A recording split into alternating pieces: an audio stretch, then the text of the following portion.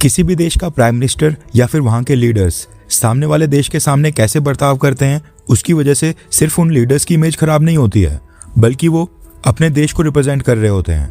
उनके बिहेवियर से उनके देश की इमेज बनती है।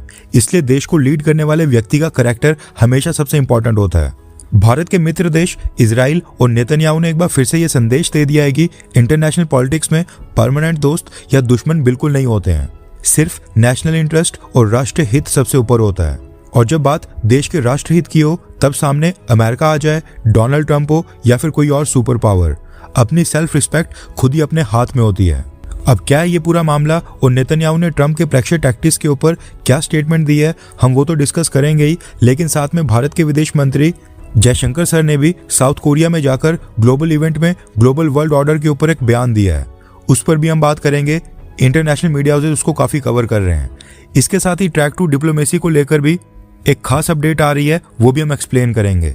काफी सारी इंपॉर्टेंट खबरें हैं, इसलिए वीडियो को एंड तक देखिएगा। सबसे पहले बात करते हैं भारत के मित्र देश इजराइल के बारे में, जो कि इस समय अमेरिका के साथ एक बहुत ही बड़े डिप्लोमेटिक फॉल आउट में एंटर होते जा रहा है। CNN, रॉयटर्स और BBC ने भी इसके ऊपर रिपोर्ट पब्लिश की है। दरअसल ईरान और लेबनान सिचुएशन के कारण अमेरिका और इजराइल के बीच डिफरेंसेस काफी ज्यादा बढ़ गए हैं। इतने ज्यादा डिफरेंसेस आ गए हैं कि इजराइल की गवर्नमेंट ने अब US प्रेसिडेंट डोनाल्ड ट्रंप को ही कॉल आउट करना स्टार्ट कर दिया है। इजराइल की सरकार और प्राइम मिनिस्टर बेंजामिन नेतन्याहू के ऊपर इस बात के लिए प्रेशर बनाया जा रहा है कि वो अमेरिका और डोनाल्ड ट्रंप के कहने के ऊपर चलते हैं, यानी कि एक पपेट की तरह वो सब काम कर रहे हैं जो डोनाल्ड ट्रंप बोल रहे हैं। ओपोजिशन पार्टीज का कहना है कि इजराइल ने जो लेबनान और ईरान के ऊपर मिलिट्री ऑपरेशंस रोक दिए हैं, ये डोनाल्ड ट्रंप के प्रेशर के अंडर ही रोके गए हैं। और बेंजामिन नेतन्याहू को जो भी मिलिट्री ऑपरेशन करना होता है, स्ट्राइक्स करनी होती हैं, तो वो व्हाइट हाउस और डोनाल्ड ट्रंप से परमिशन लेकर, डोनाल्ड ट्रंप की अनुमति लेकर काम करते हैं। अब इस पूरी कंट्रोवर्सी के ऊपर इजराइल के प्राइम मिनिस्टर बेंजामिन नेतन्याहू ने एक बोल्ड स्टेटमेंट इशू की है, जिसमें उन्होंने US president Donald Trump and even पिछले प्रेसिडेंट जो बाइडेन का भी नाम लिया है। नेतन्याहू ने कहा है कि जब हम ईरान के खिलाफ ऑपरेशन राइजिंग लाइन शुरू करने वाले थे, तब मैं प्रेसिडेंट ट्रंप के पास गया और उनसे कहा कि हम ईरान के खिलाफ एक्शन लेने जा रहे हैं। मैंने उनसे परमिशन नहीं मांगी, सिर्फ उनको अपना प्लान बताया, ट्रंप को इन्फॉर्म किया था। मैंने ट्रंप से कहा कि ईरान खुलकर कहता है कि वो इजराइल को तबाह करना चाहते हैं और आगे चलकर अमेरिका को भी निशाना बना सकता है। मैं ऐसा होने का इंतजार नहीं करूंगा, इसलिए कल को ईरान कुछ करे, हम पहले उससे एक्शन ले रहे हैं। मुझे खुशी हुई ऑपरेशन के आखिरी फेज में डोनाल्ड ट्रंप ने भी मिलिट्री एक्शन में हमारा सपोर्ट किया था। इसके आगे नेतन्याहू ने पिछले US प्रेसिडेंट जो बाइडेन के साथ मतभेदों के बारे में भी बताया और कहा कि जब इजराइल गाजा के राफा एरिया में मिलिट्री ऑपरेशन करना चाहता था, उस समय जो बाइडेन ने मुझसे कहा था कि राफा में मत घुसो। अमेरिका ने उस समय वार्निंग दी थी कि अगर इजराइल राफा में ऑपरेशन करेगा, राफा के अंदर एंटर होता है, तो फिर अमेरिका वेपन्स की सप्लाई को रोक देगा।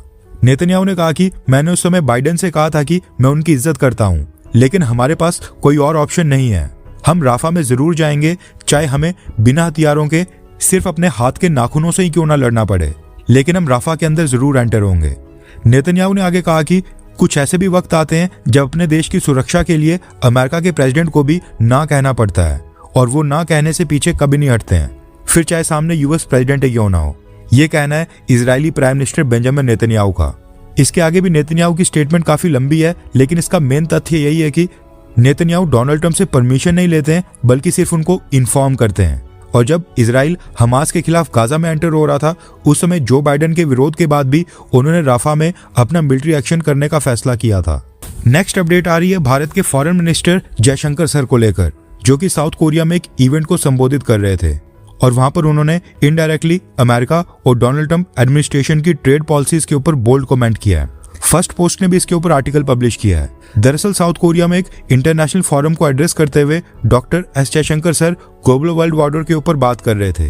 बात करते हुए जयशंकर सर ने अपनी स्टेटमेंट में कहा कि आज दुनिया के कुछ पुराने पावरफुल और ताकतवर देश ये स्वीकार ही नहीं कर पा रहे हैं कि ग्लोबल इकोनॉमी यानी वैश्विक अर्थव्यवस्था बदल रही है, उसमें बदलाव आ रहे हैं और दुनिया में नए देश भी तेजी से आगे बढ़ रहे हैं।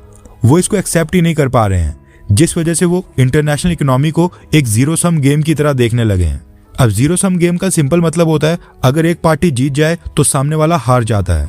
जयशंकर सर के अकॉर्डिंग ग्लोबल इकोनॉमी को जीरो सम गेम के नजरिए से देखना ये बिल्कुल गलत है और उनके मुताबिक दुनिया में ऐसी ग्रोथ हो सकती है जहां पर कई सारे देश एक साथ तरक्की करें और सबका फायदा हो। जयशंकर सर ने कहा कि पुराने और ताकतवर देशों को लगता है कि अगर कोई दूसरा देश इकोनॉमिकली स्ट्रांग बन जाएगा, दूसरा देश आगे बढ़ जाएगा, तो फिर उनका नुकसान होगा।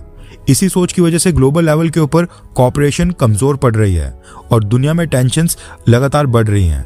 इसके आगे जयशंकर सर ने भारत की सोच वासुदेव कुटुंबकम का जिक्र करते हुए कहा कि भारत मानता है कि पूरी दुनिया एक ही परिवार है और सभी देशों की तरक्की साथ मिलकर हो सकती है। अब हमारे विदेश मंत्री जयशंकर सर का इशारा यहाँ पर डायरेक्टली अमेरिका और डेवलप्ड कंट्रीज की तरफ था, जो पहले इकोनॉमी के मामले में डोमिनेट करते थे, लेकिन अब भारत, चाइना, साउथ कोरिया और इस तरह की जो डेवलपिंग कंट्रीज, इमर्जिंग इकोनॉमीज, इनके लगातार आगे बढ़ने के कारण कंपटीशन फेस कर रही हैं और इस बदलाव को एक्सेप्ट करने की बजाय टैरिफ, सैंक्शन, टेक्नोलॉजी रिस्ट्रिक्शंस और ट्रेड बैरियर्स जैसे कदम उठा रही हैं, क्योंकि उनको लगता है कि अगर दूसरे देश आगे बढ़ गए तो उनकी इकोनॉमिक पावर खत्म हो जाएगी। इसके साथ ही आज भारत की सरकार ने जानकारी दी है कि प्राइम मिनिस्टर नरेंद्र मोदी जून 27 से जून 29 तक सेचल्स की विजिट के ऊपर जाएंगे, जो कि अफ्रीका के ठीक साथ में एक आइलैंड नेशन है। दरअसल इस साल सेचल्स की आजादी के 50 साल पूरे हो रहे हैं। ऐसे में सेचल्स ने गोल्डन जुबली सेलिब्रेशन और नेशनल डे सेलिब्रेशन के लिए भारत के प्रधानमंत्री मोदी जी को गेस्ट ऑफ ऑनर के तौर पर इन्वाइट किया था। इसलिए प्रधानमंत्री मोदी की सेचल्स की स्टैंड अलोन विजिट होने वाली है और वो वापस भारत आ जाएंगे। इसके साथ ही भारत और बांग्लादेश को लेकर भी एक बड़ी अपडेट आ रही है। बांग्लादेश में भारत के Indian high commissioner Dinesh Trivedi sir ने आज अनाउंस किया है कि 28 जून यानी कि 3 दिन बाद से बांग्लादेश में भारत की एम्बेसी, कॉन्सुलेट्स और वीजा सेंटर्स, ये सब बांग्लादेश के लोगों के लिए टूरिस्ट वीजा सर्विसेज को रीस्टार्ट कर रहे हैं और बांग्लादेश की जितने भी टूरिस्ट वीजा की एप्लीकेशंस होंगी उनको 28 जून से प्रोसेस किया जाएगा। अब ये दोनों देशों के बीच काफी बड़ी डेवलपमेंट है, क्योंकि ऑलमोस्ट 2 साल के बाद भारत बांग्लादेश के लोगों के लिए टूरिस्ट वीजा सर्विस फिर से स्टार्ट कर रहा है। अगस्त 2024 में जब बांग्लादेश में स्टूडेंट प्रोटेस्ट के बाद तख्ता पलट हुआ था, तब से ही भारत ने टूरिस्ट वीजा सर्विसेज वहां पर बंद रखी हैं और किसी भी बांग्लादेशी को टूरिस्ट वीजा नहीं दिया जा रहा है। इससे पहले भारत ने मेडिकल वीजा स्टार्ट कर लिए थे, लेकिन उसमें काफी ज्यादा टर्म्स और कंडीशन होती हैं और काफी कम लोगों को मिलता है, लेकिन टूरिस्ट वीजा आसानी से मिल जाता है। इंडियन हाई कमीशन ने बताया है कि आज के समय इंडियन हाई कमीशन हर दिन 1500 वीजास बांग्लादेश के लोगों को इशू कर रहा है, जिसमें मेडिकल वीजास, स्टूडेंट, बिजनेस और कई प्रकार के वीजाज हैं। इसके अंदर टूरिस्ट वीजा इंक्लूडेड नहीं थे, लेकिन 28 जून के बाद ये संख्या कई हजार में बढ़ने वाली है। डेटा के मुताबिक साल 2019 में यानी कोविड-19 से पहले बांग्लादेश से 25 लाख लोग टूरिस्ट वीजा के ऊपर भारत आए थे, यानी साल 2019 में ही हर दिन 6800 से भी ज्यादा बांग्लादेशी लोग टूरिस्ट वीजा के ऊपर डेली भारत आ रहे थे। वहीं पर साल 2023 में भी 21 लाख और साल 2024 में अगस्त से पहले स्टार्टिंग के महीनों में ही 17,50,000 बांग्लादेशी टूरिस्ट भारत आए थे। अब ये भारत में आकर क्या टूरिज्म करते हैं ये तो खैर भगवान ही जाने। नेक्स्ट अपडेट आ रही है भारत और पाकिस्तान को लेकर। रेफरेंस के लिए आपकी स्क्रीन के ऊपर आर्टिकल का स्क्रीनशॉट है। भारत और पाकिस्तान के बीच ऑफिशियल लेवल के ऊपर तो दुनिया के सामने रिलेशंस पूरी तरह से फ्रीज चल रहे हैं। दोनों देशों की गवर्नमेंट्स के बीच कोई भी कांटेक्ट नहीं हो रहा है, लेकिन अब न्यूज निकल कर आ रही है कि पर्दे के पीछे भारत और पाकिस्तान के बीच एक बार फिर से track two diplomatic channels active हो गए हैं और पिछले एक हफ्ते में भारत और पाकिस्तान दोनों देशों ने ट्रैक टू डिप्लोमेसी के 2 राउंड की टॉक कंप्लीट कर ली हैं। Beyond world is one news के रिपोर्ट के अकॉर्डिंग इनमें से एक मीटिंग हुई है श्रीलंका की कमर्शियल कैपिटल कोलंबो में और दूसरी मीटिंग हुई है थाईलैंड की राजधानी बैंकॉक में। ये जो इस हफ्ते ट्रैक टू मीटिंग हुई है, इनमें प्राइमरली 2 मुद्दों के ऊपर बात हुई है। एक तो टेररिज्म यानी कि आतंकवाद और दूसरा तो पानी का मुद्दा, जो भारत ने इंडस वाटर ट्रीटी को अबेंस में डाला हुआ है, उसके ऊपर। ये जो इस हफ्ते ट्रैक टू मीटिंग हुई है, ये अनऑफिशियल टॉक्स होती हैं जहां पर कंट्रीज के retired diplomats, retired military officials, retired advisers, policy expert और थिंक टैंक के मेंबर्स पार्टिसिपेट करते हैं।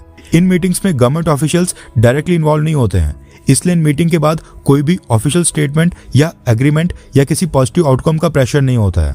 लेकिन इन मीटिंग से जो भी इनपुट्स मिलते हैं वो डायरेक्टली सरकार तक पहुंचाए जाते हैं और पॉलिसी मेकिंग में इनडायरेक्टली उन इनपुट्स का इस्तेमाल किया जाता है।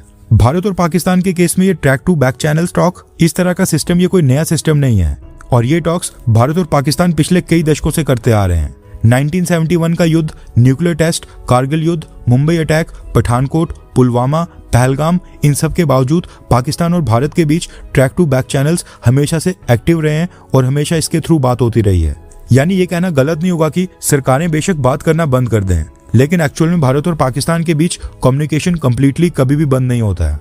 इसके अलावा न्यूज निकल कर आ रही है कि ये track two back channel talks Bharat ने गलवान घाटी की घटना के बाद चाइना के साथ भी की थी।